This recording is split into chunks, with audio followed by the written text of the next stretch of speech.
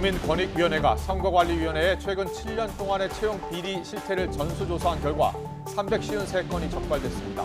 권익위는 채용과 승진 등에서 불법과 비리 혐의가 포착된 312건에 대해 수사를 의뢰하고 채용 관련자 28명을 고발 조치했습니다.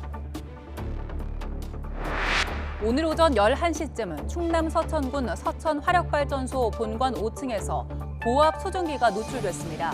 이 사고로 작업 중이던 50대 하청업체 근로자가 숨지고 직원 3명이 다쳤습니다. 부산시가 경기 의왕시 안양천 상수도 공사 현장에서 작업자 2명이 토사에 매몰돼 숨졌습니다. 경찰은 작업자들이 2m 깊이 구덩이 속에서 상하수 교체 작업을 하다 흙더미가 쏟아져 사고를 당한 것으로 보고 있습니다. 지난 주말 전북 전주에서 40대 여성이 어린아이를 남기고 숨진 채 발견됐습니다. 오랜 생활고를 겪은 걸로 보이는 이 여성의 사인은 동맥경화로 나타났습니다. 모로코 중부 마라케시 인근에서 일어난 규모 6.8의 강진으로 지금까지 2,100여 명이 숨졌고 2,400여 명이 다쳤습니다. 스페인이 군 긴급 구조대와 구조견을 파견하는 등 각국의 지원이 잇따르고 있습니다. 내륙 곳곳이 30도 안팎을 기록하며 한낮에는 늦더위가 이어지고 있습니다. 다만 경기 동부와 강원, 전남과 영남 내륙에는 요란한 소나기가 쏟아지겠고 일교차가 10도 안팎까지 벌어진 만큼 건강관리에 주의가 필요합니다. 더 뉴스 이어가겠습니다. 충남 서천 화력발전소에서 고압 수증기 누출로 인명사고가 발생해 경찰과 노동당국이 조사에 나섰습니다. 서천경찰서는 오늘 오전 11시쯤 충남 서천군 서면 서천 화력발전소 본관 5층에서 고압 수증기가 누출돼 작업 중이던 하청업체 근로자 50살 A씨가 숨졌고 직원 3명이 다쳤다고 밝혔습니다. 경찰은 배관 밸브 파열로 고온 고압 수증기가 누출된 것으로 보고 있으며 노동당국과 함께 사고 원인을 조사하고 있습니다. 비슷한 시각 경기 의왕시 안양천 상수도 공사 현장에서 작업자 2명이 토사에 매몰돼 숨졌습니다. 소방당국은 심정지 상태인 30대 남성과 70대 남성을 구조해 병원으로 이송했지만 끝내 숨졌다고 밝혔습니다. 경찰은 작업자들이 2m 깊이로 파놓은 구덩이에 들어가 상하수도 교체 작업을 하다가 흙더미가 쏟아져 사고를 당한 걸로 보고 정확한 경위를 조사하고 있습니다. 지난 주말 전북 전주에서 40대 여성이 어린아이를 남기고 숨진 채 발견됐다는 소식 전해드렸는데요. 오랜 생활고를 겪은 것으로 보이는 이 여성, 부검 결과 사인은 동맥경화로 나타났습니다. 김민성 기자의 보도입니다. 전북 전주의 한 주택. 문에 경찰 통제선이 어지럽게 붙어 있습니다. 앞에는 기저귀 상자만 덩그러니 놓여 있습니다. 이 집에 살던 40대 여성이 숨진 채 발견된 건 지난주 금요일 오전, 주변 이웃의 모습을 보인 지 닷새 만이었습니다. 경찰은 개 짖는 소리가 심한데 세입자 연락이 닿지 않는다는 집주인의 신고로 현장에 출동했습니다. 부검 결과 여성의 사인이 동맥경화로 추정된다는 국과수 1차 소견이 나왔습니다. 이에 따라 경찰은 사망 원인을 타살이나 극단 선택이 아닌 병사로 보고 있습니다. 여성은 4년 반 넘게 건강보험료를 내지 못했고 집 관리비도 6개월 동안 밀린 상태였습니다. 주민센터는 지난 7월 보건복지부 통보 이후 이 여성이 복지사각지대 발굴 대상자인지 조사에 나섰지만 사망 전까지 연락이 안 됐습니다. 유선 통화를 계속했지만 전화를 그분이 안 받았기 때문에 저희가 현장을 일단 방문했습니다. 체납 고지서라든가 그분에 대해서 그것이 없었기 때문에 그분 호수를 추정할 수가 없었습니다. 당시 여성 옆에는 20개월 정도로 추정되는 남자아이도 발견됐습니다. 의식이 희미해 병원으로 옮겨져 치료받은 결과 생명에는 지장이 없는 것으로 전해졌습니다. 아이는 출생 미등록 상태로 아들일 것으로 추정만 할 뿐 이 여성과의 정확한 관계는 확인되지 않았습니다. 경찰은 여성과 아이에 대한 유전자 검사를 의뢰했습니다. 전주시는 검사 결과가 나오는 대로 숨진 여성의 남은 가족들과 아이의 후견인 지정 등을 논의할 예정입니다. YTN 김민성입니다. 지난 주말 부산의 한 아파트에서 발생한 화재로 일가족 3명 중 2명이 숨지고 1명이 중상을 입었습니다. 이들 3명은 불길을 피하기 위해 발코니 창틀에 매달렸다 추락한 걸로 알려져 안타까움을 더하고 있습니다. 지난 9일 오후 4시쯤 집에 불이 나자 40대 가장과 50대 장모는 4살 배기 아이를 안고 발코니 난간에 매달렸습니다. 아파트는 7층이었는데요. 발코니에 매달려서 구조를 기다리다가 바닥으로 떨어졌습니다. 40대 남성과 베트남 국적인 50대 장모는 결국 숨졌고 남성의 4살 자녀는 크게 다쳐 병원에서 치료를 받고 있습니다. 이 가족이 불길을 피할 방법, 난간에 매달리는 것밖에 없던 걸까요? 아닙니다. 만약 이 집에 경량 칸막이가 있었다면 상황은 달라질 수 있었습니다. 경량 칸막이는 옆집과 맞닿아 있는 발코니 벽을 1cm 정도 두께의 석고보드로 만들어둔 대피 시설인데요. 유사시에 몸이나 물건으로 이 칸막이를 깨고 옆집으로 대피할 수 있습니다. 실제로 지난 2016년 부산 해운대 아파트에서 불이 났을 때 경량 칸막이를 부수고 불길을 피해 당시 16개월이었던 아이와 부모가 무사히 탈출했던 적이 있는데요. 새벽 시간 불이 나서 이미 집안 가득 연기가 들어찬 상황에서 유일한 피난처였습니다.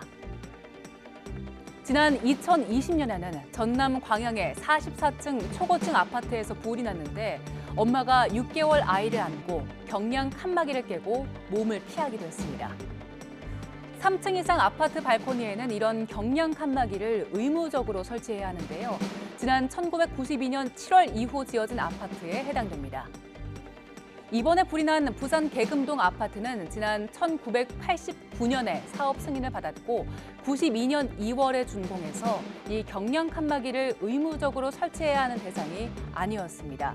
이런 노후 아파트에는 별도의 피난 시설을 마련해야 하지만 현실적인 어려움으로 제대로 되지 않고 있고요. 그 사이 피해는 계속해서 발생하고 있습니다. 선거관리위원회 채용 비리 실태에 대한 단독 전수조사에 나선 국민권익위원회가 50일 동안의 조사를 마치고 최종 결과를 발표했습니다.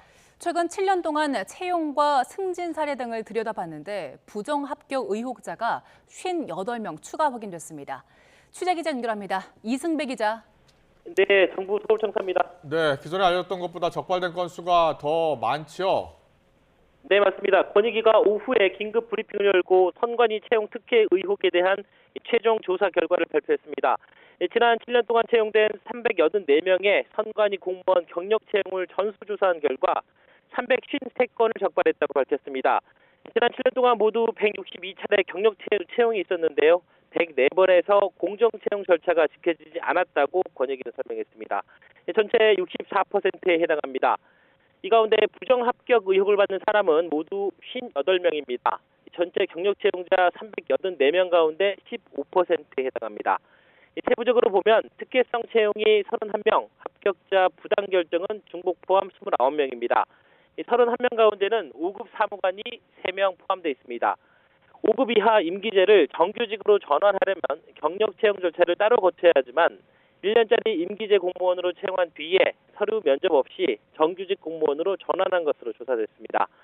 선관위 내부 게시판에만 채용 공고를 걸어 선관위 관계자에만 응시하게 하고 나이 등 자격 요건에 미달한 응시자를 합격하거나 요건을 충족하는 응시자를 탈락시킨 사례도 확인됐습니다. 또 경력이 동일한데도 선관위 근무자에게만 가점을 줘서 최종 합격시키고 정당한 사유 없이 합격자 결정 기준을 바꿔 탈락시킨 경우도 적발됐습니다. 정성현 부위원장은 권익위가 확인한 부정합격자 의혹자 58명에는 지난 6월 선관위가 자체 조사한 21명은 포함되지 않는다고 밝혔습니다. 부정합격은 아니지만 절차를 위반한 경우도 299건 확인됐습니다. 면접 때는 외부 위원을 50% 이상 위촉해야 하지만 내부 위원으로만 위원을 구성한 경우가 11개 지역 선관위에서 26건 적발됐습니다. 또 응시자가 제출한 경력 등 증빙 자료에 대해 검증 절차 없이 181명을 합격자로 임명한 사실도 조사 결과 드러났습니다. 권익위는 이번에 부정합격 의혹이 확인된 58명을 포함한 312건은 가족 특혜나 부정청탁 여부 등 사실관계 규명이 필요하다며 수사를 의뢰했습니다. 동시에 고의성이 의심되거나 상습적으로 부실한 채용을 진행한 것으로 보이는 채용 관련자 28명을 대검찰청에 고발 조치했습니다. 권익위는 가족관계 등 특수관계 여부를 조사하려면 개인정보 동의가 필요한데 전혀 제출되지 않았다면서 그래서 실정법을 위반한 선관위 채용 담당자 28명만 고발하고 나머지는 검찰에 수사 의뢰했다고 말했습니다. 점수를 조작해 합격 처리하거나 선관위 근무 경력을 과다 인정해서 합격 처리한 경우 등이 이에 해당한다고 권익위는 설명했습니다. 지금까지 정부 서울청사에서 YTN 이승배입니다. 네, 이승배 기자가 전해드린 과정에서 음주 상태가 매우 고르지 못했습니다. 사과드리겠습니다. 다음 소식입니다. 권태선 방송문화진흥회 이사장이 자신에 대한 해임 처분 효력을 정지해달라며 낸 신청을 법원이 받아들여 즉시 업무에 복귀하게 됐습니다. 서울행정법원은 오늘 권 이사장 측이 방송통신위원회를 상대로 낸 신청을 인용하고 본안소송 판결이 나온 뒤 30일까지 해임 처분 효력을 정지하도록 했습니다. 재판부는 방통위가 제시한 해임 사유 대부분은 박문진 이사회의 심의 의결을 거친 것으로 이에 대해 권 이사장이 이사 개인으로서 관리자의 주의 의무를 어겼다고 보기는 어렵다고 판단했습니다. 또 권 이사장이 자신이 임명되기 전 일어났던 MBC의 경영상 잘못 등에 대해 주의 의무를 소홀히 했다고 볼 수 있는지도 다툴 여지가 있다고 설명했습니다. 반면 법원은 KBS 관리감독 소홀을 이유로 해임된 남영진 전 KBS 이사장이 해임 처분을 받아들일 수 없다며 낸 가처분 신청은 받아들이지 않았습니다. 서울행정법원은 오늘 남 전 이사장이 윤석열 대통령을 상대로 낸 집행정지 가처분 신청을 기각했습니다. 재판부는 남 전 이사장이 2년여 동안 KBS 이사로 재직하면서 경영실적 악화를 개선하기 위한 명시적 안건을 심의 의결했다는 자료가 없다며 남은 임기를 모두 마칠 경우 공익에 악영향을 미칠 우려가 있다고 판단했습니다. 이동관 방송통신위원장은 경직된 방송사 제허가 재승인 제도를 전면 개선해 방송사가 콘텐츠 경쟁력과 서비스 혁신에 더 집중할 수 있도록 지원하겠다고 했습니다. 이 위원장은 방통위 방송대상 시상식에 참석해 미디어 산업 경쟁력을 저해하는 낡은 규제를 혁파하려는 노력이 필요하다면서 이같이 말했습니다. 이어 관계 부처와 함께 미디어 콘텐츠의 글로벌 유통과 국내 OTT 플랫폼의 해외 진출 지원 등을 추진하겠다는 계획도 전했습니다. 북아프리카 모로코 지진 희생자가 2,122명으로 늘었지만 부상자 가운데 중태가 많아 사망자 수는 계속 늘 걸로 보입니다. 모로코 국영방송은 지난 금요일 밤 11시쯤 중부 마라케시 남서쪽 70여 킬로미터 지점에서 일어난 규모 6.8의 강진으로 2,122명이 숨졌고 2,421명이 다쳤다고 보도했습니다.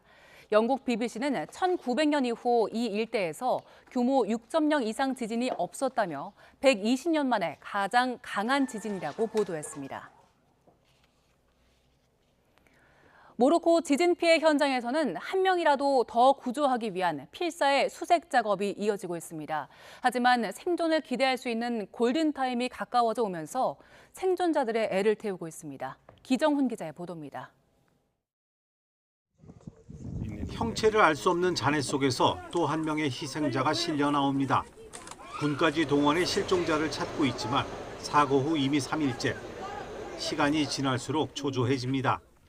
وطاح عليه الردم والتنفس بنادم ما تعرف التنفس ما لقاش كيفاش يتنفس شي وحدين درنا لهم كيفاش يتنفسوا تعتقناهم وهذوك الاخرين راه ما لقينا كيفاش.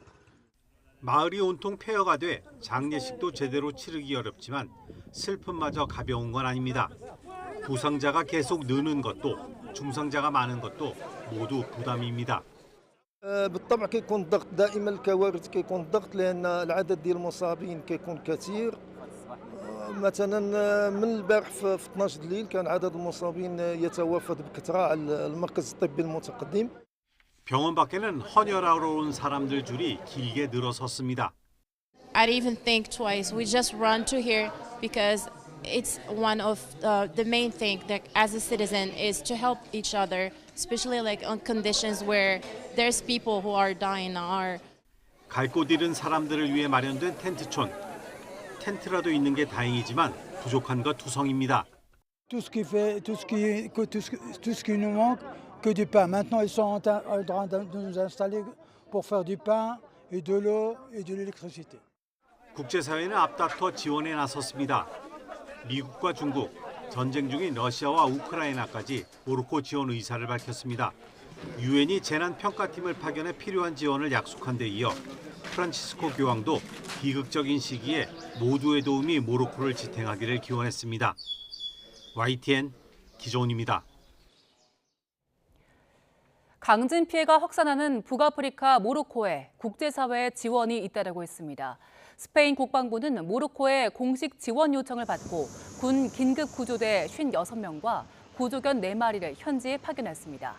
북아프리카 튀니지는 생존자 구조를 위해 구조대원 50여 명을, 카타르는 87명의 인력과 구조견 5마리를, 영국도 수색과 구조팀을 파견한다고 밝혔습니다. YTN 김영수입니다.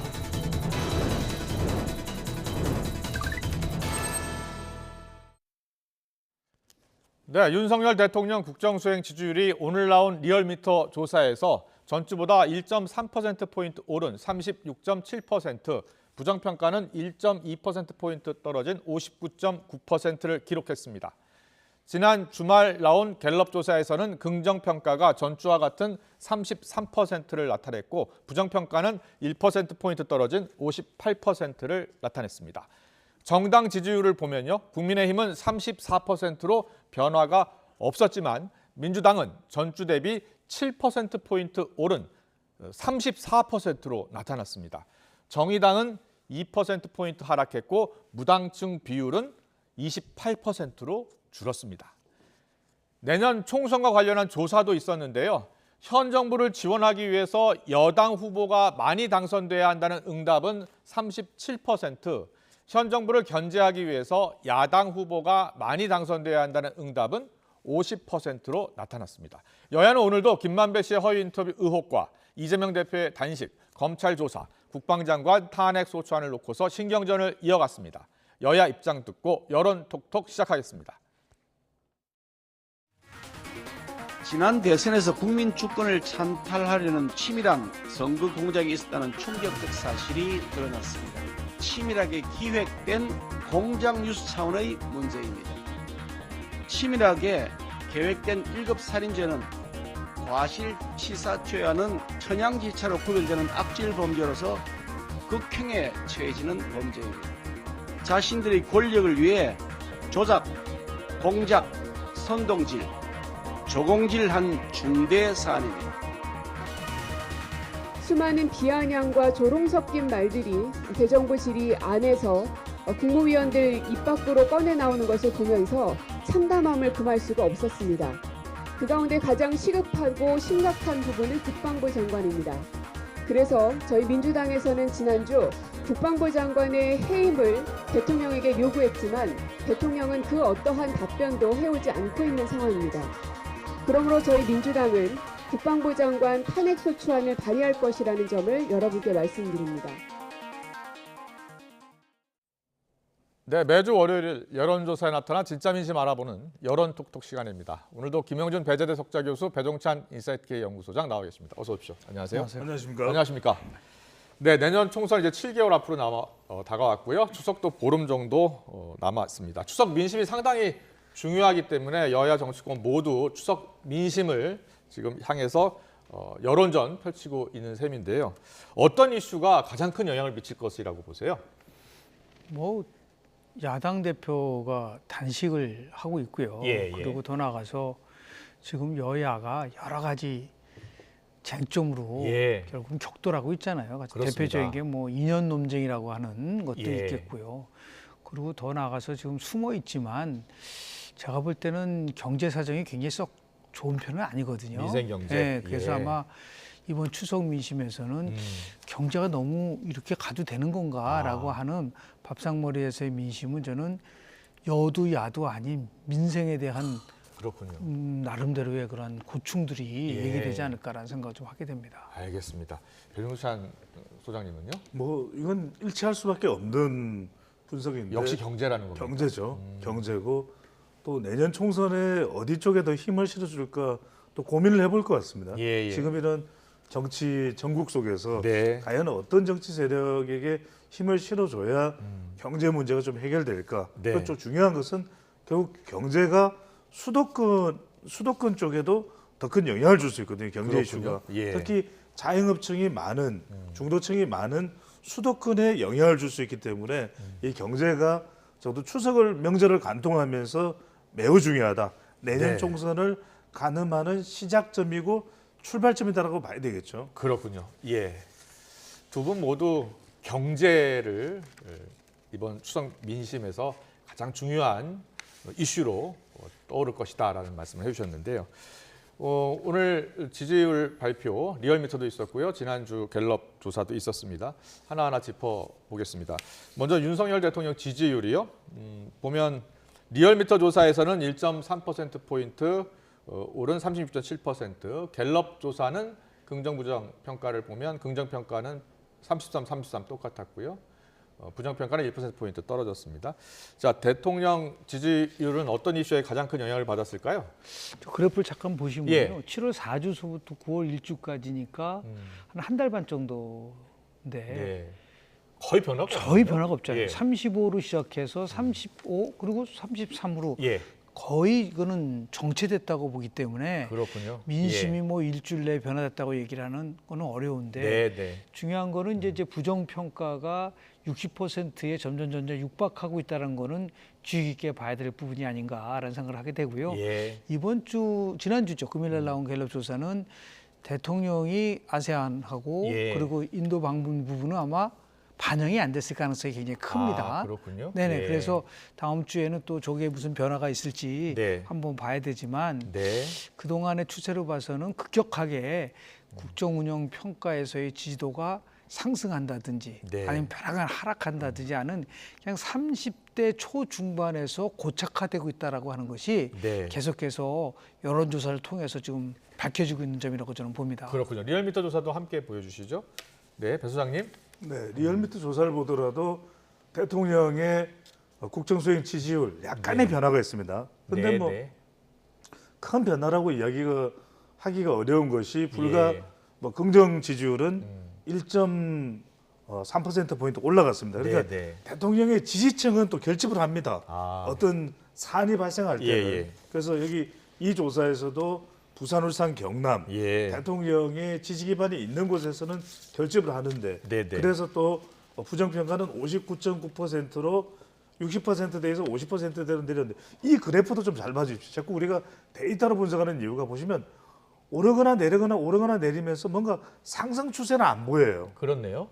예. 결과적으로는 윤석열 대통령이 뭔가 모멘텀, 어떤 분수령을 만들어야 되는데 네. 대통령 지지율을 우리 김영준 교수께서도 마찬가지였을 텐데 들여다보면 여성들로부터 호감도가 잘 안 나옵니다. 네. 이걸 어떻게 극복할지. 그리고 아. MZ세대의 경우는 지난 대선 때부터 계속 숙제였거든요. 네, 네. 그럼 MZ세대를 과연 어떻게 좀 이들 지지를 2030 세대를 끌어올릴까. 아. 또 하나 중요한 게 예. 수도권에 포진하고 있는 자영업청입니다. 지금도 계속해서 우리가 경제 이야기를 하는데 네. 무엇보다 자영업청들이 힘들거든요. 왜냐하면 뭐 화이트 칼라는 이 월급 근로소득 급여자들입니다. 근데 네. 자영업의 경우에는 경기가 좋아야 되거든요. 그렇군요. 그런 경기가 상당히 둔화되고 있는 거 아니냐. 예. 이런 지적 속에서 이들의 마음을 어떻게 돌려놓느냐가 그렇군요. 중요하다고 봐야 되겠죠. 가장 중요한 것은 예. 경제다 이렇게 말씀해 주신 건데요. 지금 보면 여론조사에서 긍정평가 이유를 한번 보면 1위는 외교고요. 부정평가 1위는 후쿠시마 오염수 방류였습니다. 이유는 긍정평가 이유는 계속 외교가 나오고 있는 것 같고요. 부정평가 이유는 후쿠시마 오염수 방류가 16, 외교가 12 이렇게 나왔습니다. 어떻게 분석하면 좋을까요? 그러니까 결과적으로는 우리가 이 부정평가를 보면 네. 어느 특정 이슈 하나가 이제 압도적이지는 않습니다. 물론 이제 후쿠시마 오염수 방류도 있지만 이것도 어느 정도 프레임 속에 이 녹아 들어가 있는 상태고 경제, 민생, 물가도 10이 되네요. 그렇습니다. 10%? 이것도 예. 특별하게 지금 더 크게 확대가 안 되고 있는 상황인데 가만히 긍정 쪽을 보시면은 예. 외교거든요. 그러니까 분명히 긍정적으로 평가하는 지지층에서는 대통령의 외교를 긍정적으로 평가하는데 네. 반면에 부정적으로 평가하는 쪽에서는 후쿠시마 오염수도 일종의 외교라고 본다면 예. 평가를 못 받고 있는 셈이거든요. 그래서 네. 저는 윤석열 대통령이 뭔가 개혁을 해야 될 과제, 그다음에 또 지지층들을 견인해야 되는 국정운영 방향과 네. 함께 동시에 조금 더 외연을 확대할 필요가 있다. 예. 외연을 확대한다면은 긍정적인 부분에 오히려 경제가 떠오를 수도 있거든요. 네, 네. 그래 윤석열 대통령이 그래도 지지층들을 견인하기 위해서 강성 보수층을 견인하는 그런 국정 운영 방향도 있지만 경제도 상당히 이번에 순방도 주목할 내용들이 많이 있거든요. 네.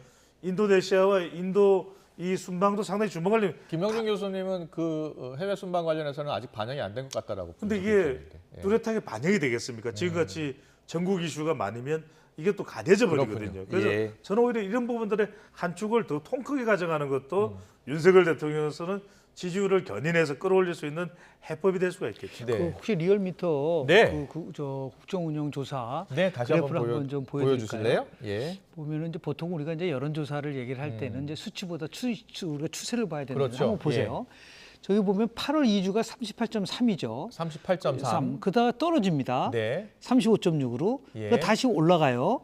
다시 또 떨어집니다. 그렇네요. 그러니까 이게 계속해서 더블 곡선을 걷고 있어요. 그러니까 지금 좀 흥미로운 거는 지금 9월 1주가 36.7인데 제가 얘기한 것처럼 만약에 외교 성과가 반영이 된다면 36.7이 기존 추세대로는 떨어져야 함에도 불구하고 만약에 올라간다고 한다면 요거는 뭔가 외교적인 부분들이 나타날 수 있는 가능성이 큰데 제가 볼 때는 지금 이재명 대표의 단식으로 여야가 아주 첨예하게 그 대립을 하고 있으면서 조금의 말씀을 드리겠지만은 정당 지지도에서 민주도 결집 효과가 강하게 나타나고 있기 때문에 정당 지지도 보겠습니다.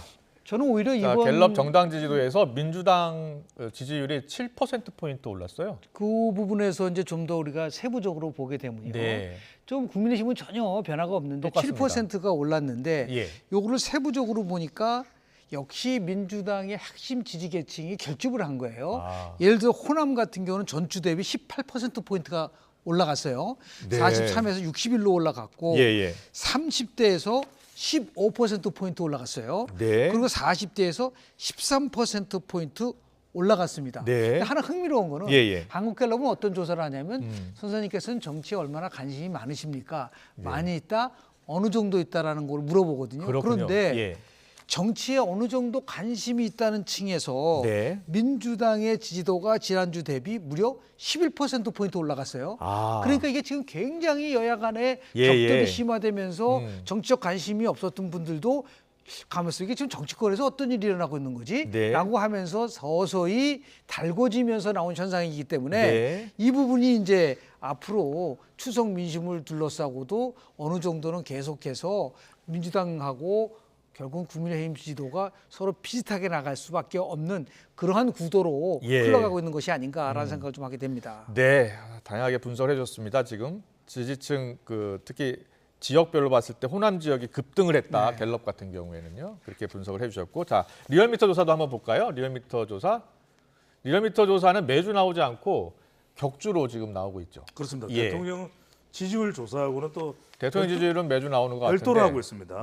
별도로 하고 있는 이유가 있을 텐데 마찬가지로 지금 자동응답 조사의 경우에는 더불어민주당의 지지율이 좀 계속 높게 나오는 추세다. 44.2%. 그런데 지금 갤럽 조사에서는 민주당 지지율이 7%포인트 올랐잖아요. 근데 리얼미터 조사에서는 44.2 똑같아요. 그러니까요. 이게 제가 말씀드렸던 샤이 민주 현상입니다. 그러니까 자동응답에서는 이게 이제 어느 쪽이 정답이냐라고 우리가 말을 할 수는 없지만 자동응답 조사는 계속해서 대통령의 부정평가의 응답자들이 이 정당 지지율도 반영이 되고 있다. 무당층 비율도 완전 달라요. 그러니까요. 갤럽의 경우에는 그러면 약간 샤이했던 그 민주가 다시 민주당을 지지한다고 전화면접 조사에서 응답을 했던 이유는 바로 그 자극이 됐던 것이 이재명 대표의 단식이었다. 이렇게 이제 볼 수가 있는데 자 지금 리얼미터의 지역별로도 지역별 볼까요? 좀 보여주시면 리얼미터 지역별로 보겠습니다.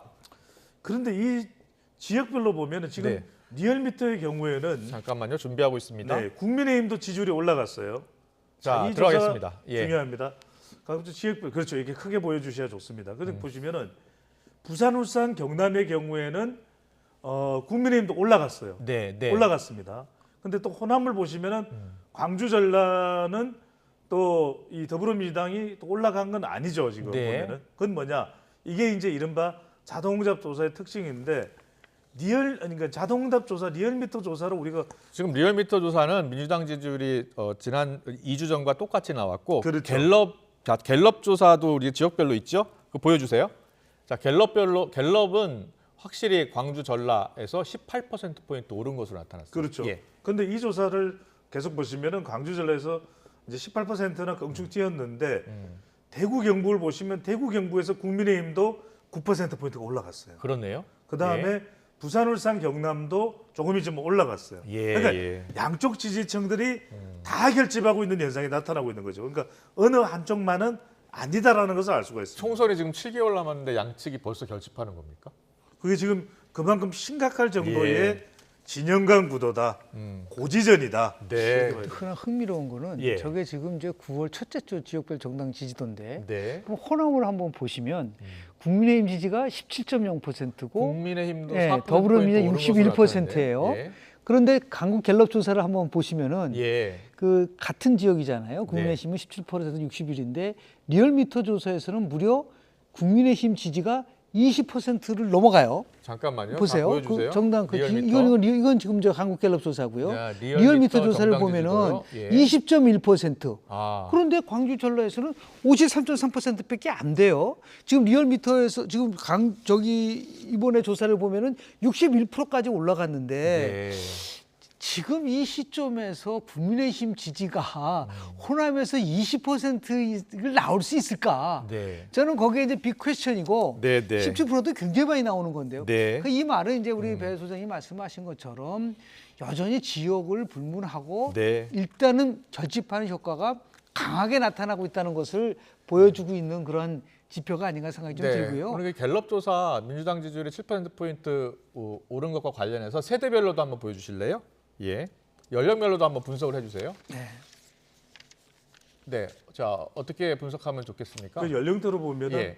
아까 이제 김영준 교수께서 말씀하셨지만 30대를 보실 필요가 있어요. 30대. 30대가 무려 이번 조사에서 직전 조사와 비교할 때 15%나 올라갔다는 겁니다. 15%포인트 그러니까 올랐네요. 예. 지역으로는 호남, 연령대로는 30대가 저렇게 올라갔다. 물론 이제 40대도 13%포인트. 예, 13%. 근데 40대는 전통적인 민주당 강세 현상이 강했거든요. 예. 그래서 이제 좀 빠졌던 지지율이 뭐 올라갔다. 기술적인 반등이라고 본다면 30대는 그렇지 않았단 말이에요. 네. 근데 30대의 경우에는 20대하고도 조금 차이를 내면서 빠졌던 것이 더 올라갔다. 네. 그러니까 30대는 그동안 뭐 코인 리스크다, 돈봉투 리스크다 이런 데 이제 화이트 칼라의 성격에서 타격을 받았다면 이재명 대표의 단식으로 이제 올라갔던 것을 이제 우리가 확인할 수가 있는 거죠. 네. 그리고 지역적으로 보면 아까 호남도 말씀드렸지만 경기도도 올라가요.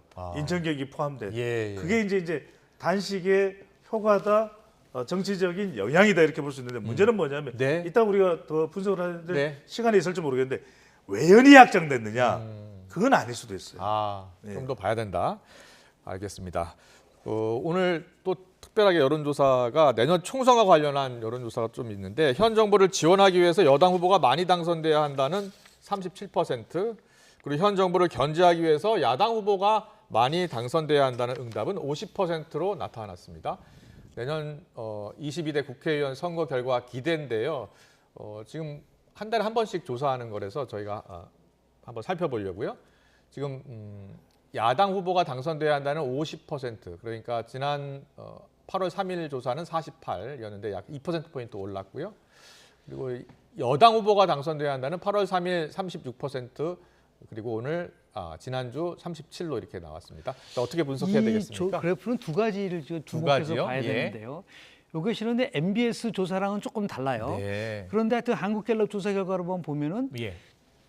3월 2일 조사는 거의 비등했잖아요. 그렇네요. 그렇죠? 44대 42. 42니까. 예. 그런데 지금 6개월 동안 정부 견제론이 정부 지원론보다 높게 나오고 그렇네요. 그 포인트는 지금 9월 이전은 포인트네. 13% 정도 차이가 나 있어요. 포인트가. 네. 지금 벌어진 거는 13%죠. 물론 1%포인트 차이라고 한다 하지만 예.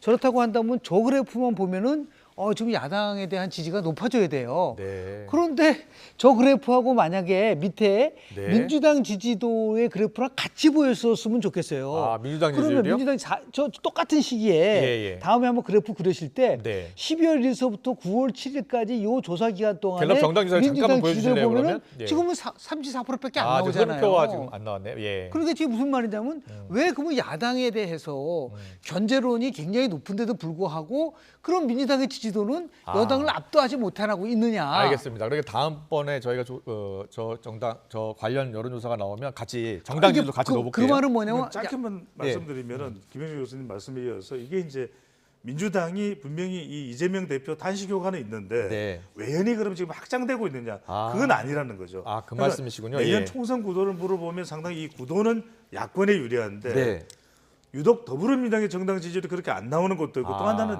이재명 대표의 경쟁력을 물어본 갤럽 같은 조사에서 차기 정치 지도자 대통령감을 물어보는 그러니까 다음 대통령을 누굴 지지하겠냐 그런 의미가 담겨 있는 조사인데 여기에서도 이재명 대표가 가장 높지만 19%거든요. 그러니까 지난해 9월 이후의 조사에서는 20%대가 계속 유지됐던 이재명 대표의 이 바로 화면에 보기 싫은데 지난 9월 이후부터는 계속 20%대가 나왔던 조사거든요. 그런데 이번 조사에서는 19%밖에 안 나왔다라는 것은 지금 장내 정치 지도자 선호도도 나와서요. 저희가 그렇습니다. 그래픽으로 만들었습니다. 이재명 민주당 대표가 19%, 한동훈 법무장관 12%, 홍준표 시장, 이낙연 전 대표 각각 3% 나왔습니다. 그러니까 이 말씀을 마무리를 드리면 계속 이 조사 결과가 20%대가 나왔는데 이번 조사에서는 19%고 이 조사에서 더불어민주당 지지층에서는 뭐 60%나 70%가 될 것 같은데 되겠지 했는데 더불어민주당 지지층의 45%의 또 이재명 대표가 선택을 받았거든요. 그러니까 분명히 단식이 정치적으로는 효과가 있는데 민주당의 외연 확정이나 이재명 대표의 정치적 영향력을 좀 뿜뿜하는 데는 좀 제한적이다. 하나 흥미로운 거는요. 어떤 거 보셨어요? 지금 9월 1주거든요. 1년 전에 9월 달에 조사에도 똑같은 조사를 했어요. 어떻게 장내 정치자 지도사. 그러니까 2022년도 9월 1주에 이재명 27%였습니다. 그런데 지금 19%로 좀 떨어졌잖아요. 그런데 한동훈은 그때 9% 나왔는데 지금 12%로 나왔어요. 그러니까 두 사람의 격차가 이번 조사는 7%밖에 차이가 안 났는데 그때는 무려 16%포인트, 18%포인트 차이가 났단 말이에요. 이것이 갖고 있는 함의를 굉장히 우리 이재명 대표 같은 경우는 20대에서는 9%밖에 안 나와요.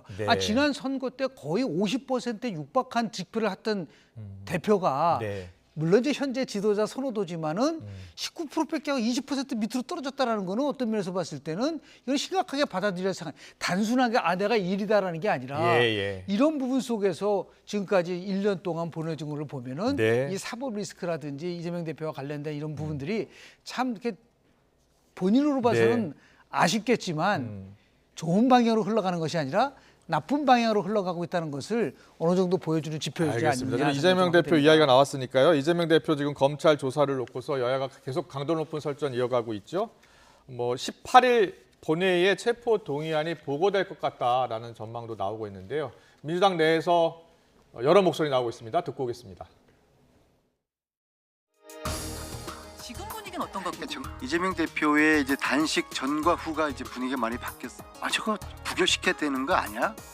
당 대표를 지켜줘야 되는 거 아니야? 각 지역의 의원들이 지역구 주민들에게 이 대표 지켜줘야 된다는 그런 여론을 많이 들었을 것입니다. 그럼에도 여전히 가결해야 된다는 그런 이제 입장이 있고요. 의견이 분분한가 보죠. 복잡한 과정이 될 거라고 하시는데. 의견이 분분합니다. 이재명 대표가 다시 한번 좀 가결시켜달라 이렇게 메시지를 내는 거는 어떨까요? 그런 부분에 대해서 적극적으로 검토하자라는 의견 분명히 있어요. 있고요. 또 그것이 갖고 올 수 있는 여러 가지 긍정적 효과 분명히 있습니다. 또 대표의 의중은 그쪽으로 굉장히 강하게 가 있는 것으로. 자, 이재명 대표는 내일 다시 또 검찰에 출석해서 조사를 받겠다고 했고요. 그리고 검찰이 영장을 청구할 경우에 체포동의안이 지금 18일 정도에 올 것 같다라는 전망이 많습니다. 그럼 당내에서 만약에 체포동의안이 넘어오면 부결을 시켜야 되느냐, 가결을 시켜야 되느냐라 가지고 여러 이야기가 좀 나오고 있는 겁니다. 자, 어떻게 전망하세요? 일단 단식 13일차 때 가서 조사를 한다는 게 조사를 받을 수 있나요? 저는 거의 불가능하다고 봅니다. 그러니까 너무 형식적인 것에 지금 있는 부분들도 있기 때문에요. 이것에 대한 해법은 아주 명쾌해요. 이재명 대표가 자신이 국민에게 약속했었던 거를 그냥 아주 지키면 간단합니다. 다시 해서 지금 이재명 대표도 조사받고 나서 첫성이 뭐였었죠? 아무런 증거도 없다. 그런데도 이거를 마치 크게 자기가 관여한 것처럼 한다고 한다면 그게 사실이라면 가서 영장실질심사 받는 게 최고로 좋은 거죠. 그 말이 맞다고 한다면. 그래서 어떠한 경우라도 결국은 체포동의안이 오면은 가결시키는 것이 당론이고 내가 당당하게 가서 영장실질심사 받겠다. 이렇게 되면 이 문제를 가지고 지금 얘기하는 두 의원이 얘기한 거를 한번 보세요. 만약에 체포동의안이 부결될 것 같다 아니다라는 얘기를 하는데 만약에 부결되면 그게 바로 추석 민심에는 강력한 영향을 미칠 거다. 오히려 이거는 정치 쇼를 했구나. 단식은 정치 쇼였다라는 거가 굉장히 나쁘게 흘러갈 가능성이 있다는 거를 분명히 이재명 대표 측도 알기 때문에 이거는 무조건 체포동의안을 가결해서 한번 영장실질심사를 한번 받아보라는 게 민심의 핵심이라고 저는 봅니다. 알겠습니다. 최동찬 소장님. 저는 짧게 분석을 해드리면 이 데이터를 통해서 이재명 대표는 판단했을 것 같아요. 왜냐하면은 소환 조사 오면 다 받자. 그리고 구속영장실질심사도 가겠다. 왜 그러냐면은 단식을 하고 있는 상황에서 정치적으로는 결집이 되는 효과가 있었거든요. 그런데 이제 구속영장실질심사를 갔는데 그 결과가 구속영장 기각이냐, 구속영장 인용이냐에 따라서도 여론은 분명히 달라질 수도 있습니다. 하지만 끝까지 갔다라는 것에 대해서 중도층이나 또 단식 이후에 다른 이재명 대표의 그런 행보에 대한 평가가 또 나올 수가 있거든요. 그렇다면 여론이 나쁘지 않을 것이다. 여론이 우군이 된다면 못할 바 없다. 이런 이재명 대표의 판단도 충분히 있을 가능성이 있어 보입니다. 알겠습니다. 한 주간의 민심 알아보는 여론 톡톡 시간 어떻게 보셨습니까? 다음 주에는 더 준비하겠습니다. 지금까지 배종찬 인사이트 연구소장, 김영준 배재대 석좌교수와 함께했습니다. 잘 들었습니다. 고맙습니다.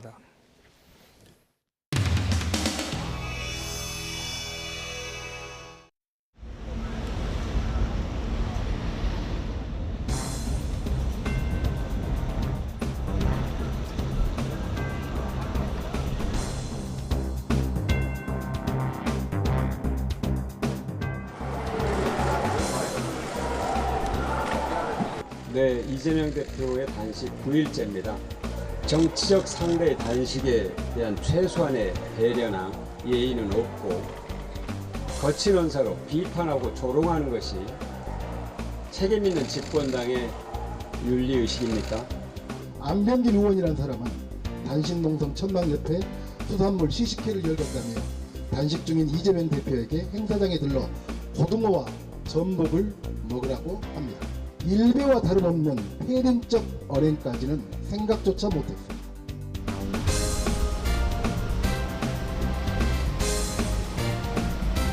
아주 감사합니다.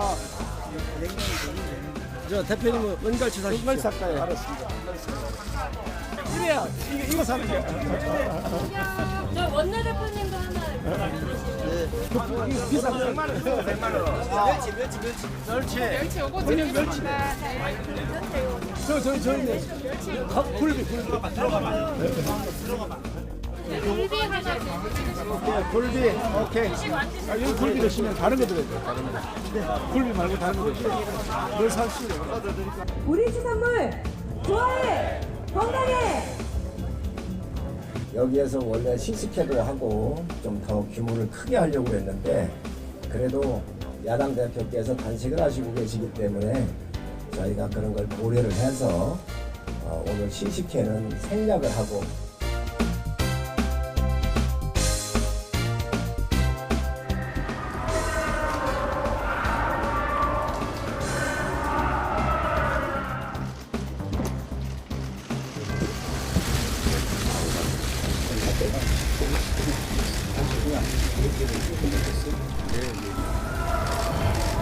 아직은 견딜만 합니다. 건강이라고 지켜야 합니다.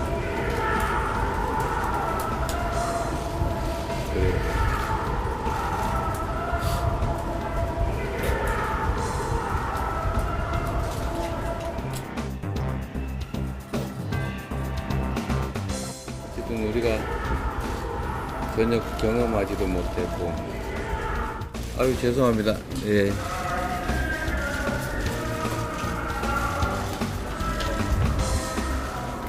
의료진의 도움을 받았으면 좋겠다 이렇게 말씀을 드렸습니다. 근데 안 오신다고 하셨는데 진짜 바쁘신가요? 제가 언제 그런 말 한 적이 없습니다. 미안합니다.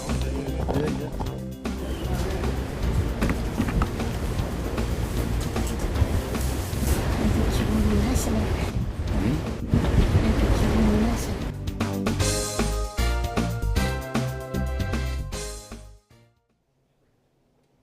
여름의 기운이 더디게 물러나고 있습니다. 오늘도 서울의 한낮 기온이 30도 가까이 올라서 예년보다는 더운 날씨가 이어지고 있는데요. 내일도 전국에 구름이 많은 가운데 늦더위가 기승을 부리겠고 그만큼 일교차도 크게 벌어지겠습니다. 우산도 하나 챙기셔야겠습니다. 오후까지 경기 동부와 강원, 남부 곳곳으로 소나기 소식이 들어있고요. 내일도 남부를 중심으로는 오후 한때 소나기가 지나겠습니다. 내일 아침 기온은 오늘과 비슷해 선선하겠습니다. 서울이 22도, 대전과 대구 21도 선에서 출발하겠고요. 한낮에는 기온이 크게 올라서 후텁지근하겠습니다. 내일 서울의 한낮 기온은 29도, 대구는 30도, 부산은 29도를 보이겠습니다. 남은 한 주간 흐린 날씨 속에 더위의 기세도 누그러지겠고요. 주 중반에는 영동과 남부에, 주 후반에는 전국에 비가 내릴 전망입니다. 지금까지 날씨 정보였습니다. 네, 이슈를 더 쉽게 전해드리는 더 뉴스 내일은 더 준비하겠습니다. 잠시 뒤에는 뉴스큐가 방송됩니다. 시청해주신 여러분 고맙습니다.